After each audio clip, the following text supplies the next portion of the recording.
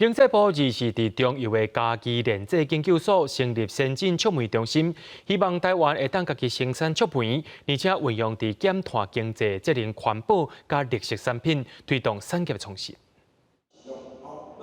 丰兴机器人设备模拟工作流程，互来参观的产业代表甲研究人员了解。为着要配合国家推动触媒产业国产化，中央研究院甲中油公司等单位共同合作，24号即天正式成立先进触媒中心。未来将有3个重要的工作：第一是研发先进材料所需要的触媒；第二是中油未来将要转型。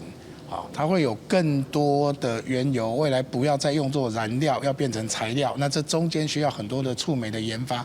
那第3个，我相信是非常多国人都很关心的，我们怎么样子在工业发展过程中减污减排，尤其减碳的议题。触媒是石化工业伫制作过程内底真重要的元素，嘛是能源转化甲有机材料的关键。也毋过过去拢需要透过国外进口。 先进触媒中心的成立，就是希望整合相关研发生产单位，互咱国家会当家己来生产。那更长远的，我们也希望能够对整个